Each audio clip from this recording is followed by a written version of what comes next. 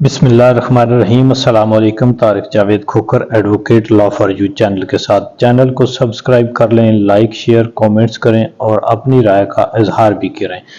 ابھی بات کر لیتے ہیں کہ جی الیکشن کے بعد اب تک کی ہونے والی ڈیولپمنٹ کے حوالے سے ایک تو یہ ہے کہ 2 سیٹوں کا اور اضافہ ہو گیا پی ٹی آئی میں، یعنی 2 سیٹوں کا اور جو ہے وہ نوٹیفیکیشن جاری ہو گیا ہے اور 2 سیٹیں جو ہیں وہ پی ٹی آئی کو اور مل چکی ہیں۔ دوسری اہم ڈیولپمنٹ یہ ہے کہ کے پی کے میں تقریباً جو ہے وہ، یعنی یہ کے پی کے کی سیٹیں ہیں اور 2 سیٹیں ملنے سے اب وہ 2/3 سے بھی کام اوپر چلا گیا ہے۔ تو یعنی کے پی کے میں تو کوئی بھی ایسا پرابلم نہیں رہا پی ٹی آئی کے لیے حکومت بنانے کا۔ وہاں پہ جو ایک رکاوٹ تھی علی امین گنڈا پور کے حوالے سے، ان کا بھی نوٹیفیکیشن جاری ہو گیا، یعنی وہ بھی اب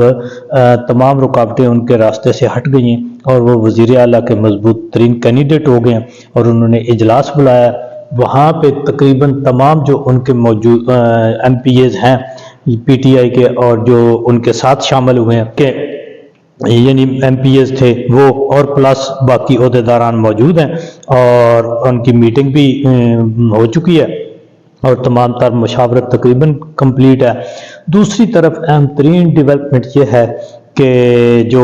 ابھی ایک اجلاس ہو رہا ہے پی ٹی آئی کا اسلام آباد میں 2 جماعتوں کے ساتھ،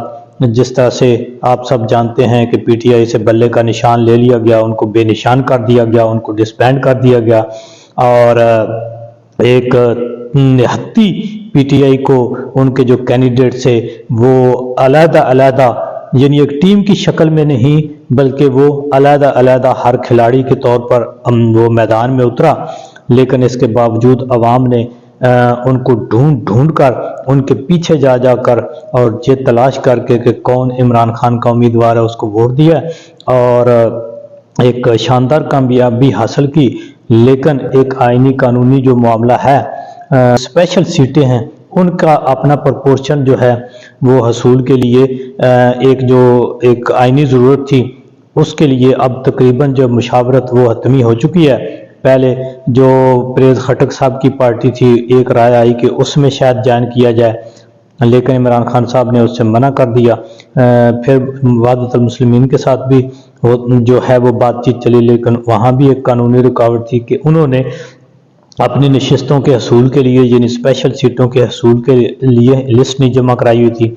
اب جو ہے جو حامد رضا صاحب ہیں، سنی اتحاد کے جو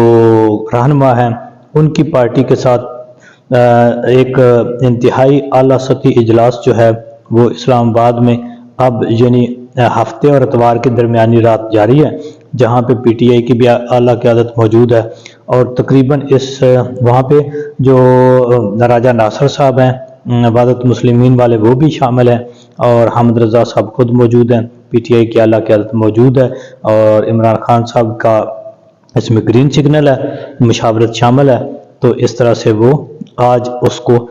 حتمی شکل مل جائے گی اور کل جو ہے وہ اس کا باقاعدہ چانس ہے اعلان ہونے کا اور ہو سکتا ہے کہ آج بھی لیٹ نائٹ ہو جائے، لیکن کل چونکہ پہلا ورکنگ ڈے ہوگا سنڈے کے بعد، تو یہ بہت ہی اہم دن ہے، اس کے اوپر ایک الگ سے ویلاگ جو ہے وہ میں کروں گا، وہ اس کی تفصیلات اس میں ہوگی۔ تو اب یہ جو پولیٹیکل ہے معاملہ وہ تقریباً پی ٹی آئی اپنی جو اپر ہینڈ ہے وہ اس نے رکھا ہوا ہے اور دوسری طرف جو ابھی انہوں نے اعلان کیا ہے وہ یہ ہے کہ جو انٹرا پارٹی الیکشن کا ایک معاملہ ہے اس کا بھی شیڈول شاید آج یا کل جاری ہو جائے گا اور اس طرح سے پھر یہ انٹرا پارٹی آئیڈینٹی ہے اپنی پارلیمنٹ میں وہ بھی حاصل کر لیں گے۔ لیکن اب جو ہے جو ایک خدشات تھے، اول تو یہ ہے کہ اگر یہ حامد رضا صاحب کے ساتھ جاتے یا علامہ ناصر صاحب کے ساتھ جاتے، راجہ ناصر کے ساتھ، تو پھر تو اتنا شاید مشکوک کام نہیں تھا، لیکن اگر یہ جب جا رہے تھے وہ جو پارلیمنٹیرین ہے P T I parliamentarian P T I, تو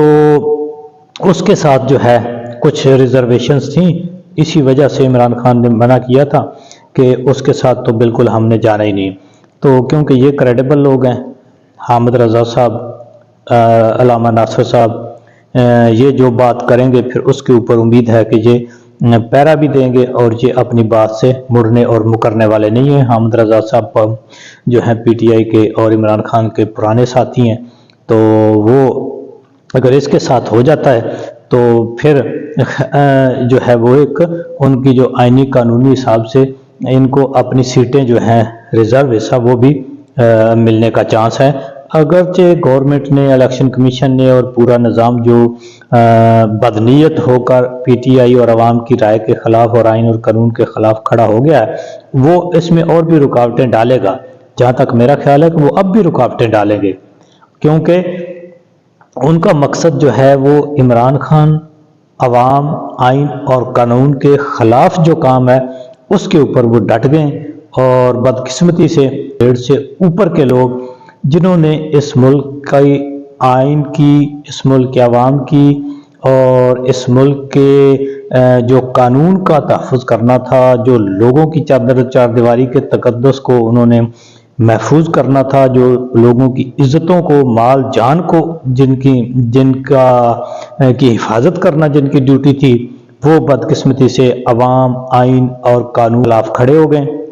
اور یہ عوام نے برسوں ان لوگوں کو یہ جو ڈسٹرکٹ مینجمنٹ ہے یا جتنے بھی یہ کمیشن لیول کے لوگ ہیں 16ویں گریڈ سے اوپر، اپنے خون پسینے سے ان کو گاڑیاں، ان کو سہولتیں، ان کے بچوں کے اخراجات، ان کے باہر کے ویزے اور حج عمرے تک، جو ایک غریب آدمی کا جو ایک ٹیکس ہے جو وہ چائے کی پتی کے اوپر دیتا ہے، وہ 100 روپے کے کارڈ کے اوپر دیتا ہے، وہ ایک بجلی کے یونٹ کے اوپر دیتا ہے، وہ ایک ماچس کی ڈبی خریدنے کے اوپر دیتا ہے، اور وہ اپنے پیٹ کاٹ کے ان کو دیتے ہیں۔ لیکن بدقسمتی سے کہ جب وقت آن پڑا ہے تو یہ باہم صلاح مشورہ ہو کر یہ عوام کے حقوق کے اوپر پہلے تو شاید چوری ہوتی تھی، اب یہ دن دہاڑے انہوں نے عوام کی رائے کے اوپر جو ڈاکہ مارا ہے، یہ ضمیر کے بوجھ اتنا ان کے اوپر آ چکا ہے جس میں ذرا سی بھی ضمیر کی رمق ہے۔ ایک تو یہ عوام کے سامنے جانے کے تو قابل رہ ہی نہیں، اپنے رشتہ داروں اور بچوں کا سامنا کرنے سے بھی یہ لوگ جو ہے وہ قابل نہیں رہے۔ دوسری طرف میں سمجھتا ہوں کہ اس ضمیر کے بوجھ کے ساتھ یہ آگے جب جائیں گے تو قیامت کے دن بھی،